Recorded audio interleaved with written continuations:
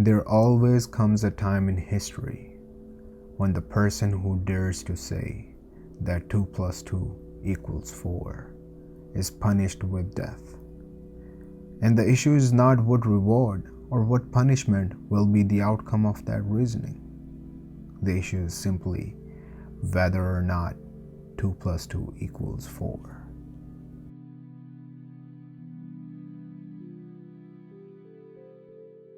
Le Chambon Community, a place where during the Nazi occupation of France, during the Second World War, people met people of two different faiths.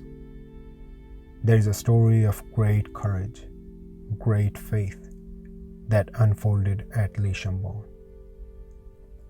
Renee Kann, a Holocaust survivor, was only 11 years old when she and her sister, Edith, were protected from certain death by the people of this small, isolated village. My sister and I was not something unique, but we were part of an extraordinary, huge experience. And I first learned about this small community of people who had done this gigantic effort to save Jewish children and Jewish young people, and Jewish people in general, and who did so at enormous risks to themselves.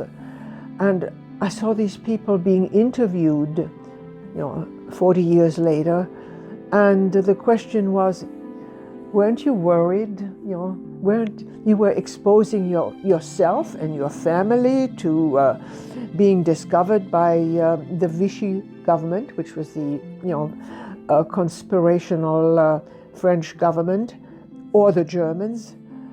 And how could you take such a risk? And invariably, no matter to whom they spoke, they would sort of raise their shoulders and say, we had no choice. We didn't think about it. It was the only thing to do. It was the right thing to do. And I'm always reminded of watching Pierre Sauvage, who made the film Weapons of the Spirit, being interviewed by PBS, a reporter named Bill Moyer. And Bill Moyer asked him to sort of put into a capsule how he felt about Le Chambon-sur-Lignon, about the people of Le Chambon-sur-Lignon. And Pierre Sauvage said something which I use at the beginning of my book. And it is, people who agonize don't act. People who act don't agonize. In other words, if you have to think twice, or 3 times, or 4 times about, can I do this, can I not do this, you're not going to do it. For the people of Le Chambon, it wasn't a matter of deliberating, can we do this, can we afford this, am I afraid, am I not afraid? It was the only thing to do. They were truly religious people. They were, in my mind, what the true Christian spirit should be. If another human being was in danger, be it another Christian, another Jew, another person of any faith, they had to help that person, if it was in their power to do so. And they did, over and over again. My view of the Le Chambon community is very different from the view, my picture of it is very different from the picture you receive when you see Weapons of the Spirit. Weapons of the Spirit is mainly about the group houses where you see, teenagers who somehow got to Le Chambon and lived there in group situations.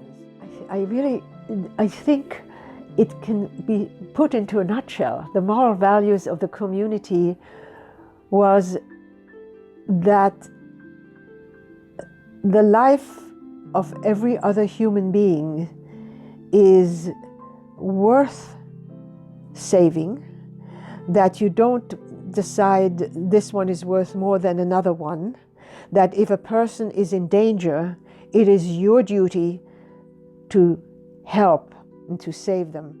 I owe it to Le Chambon to do everything I can to spread the word. I speak to a lot of groups. I want them to know about the goodness, and part of the problem is, to this day, the people of Le Chambon say, big deal. We did. When I went to see the Weapons of the Spirit, Les Armes de l'Esprit, for the first time being shown in Le Chambon, to the Chambonnais, I sat in the row in front of Madame Héritier had already died. Monsieur Héritier was there with some of his sons and his grandchildren. And when he came on and his wife came on, they didn't have a clue. Either his older children probably did, but the grandchildren had never heard a word about this. So since they don't talk about what they did and how wonderful they were, we have to. I have to. And I have to hurry up and do it before I'm gone. Even at 80, almost 87, I'm one of the younger people who can still do this. It's a long time ago.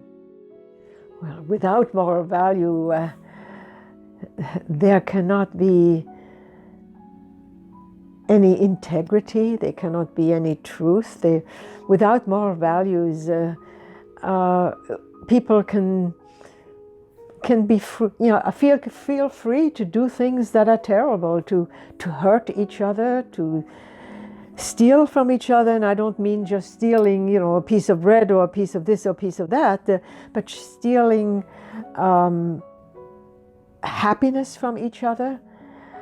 I think moral value is important because without moral values, you can't have self-respect. And, as I've grown older, and I'm going to be 87 next February, I'm beginning to become more and more aware of how much self-respect I have as a result of having experienced moral values, not only from people like the Chambonnais, but from my parents, who were both extraordinarily moral people, good people, who no matter how little we had, if somebody came by who was hungry, they would find a way of feeding that person or hiding that person over and over again. And it taught me to appreciate moral value in people other than the Chambonnais as well. And it makes me aware of the fact that my family was very lucky. I, in particular, was extraordinarily lucky to have had these encounters with people who saved my life, and in doing so, enhanced my view of the world.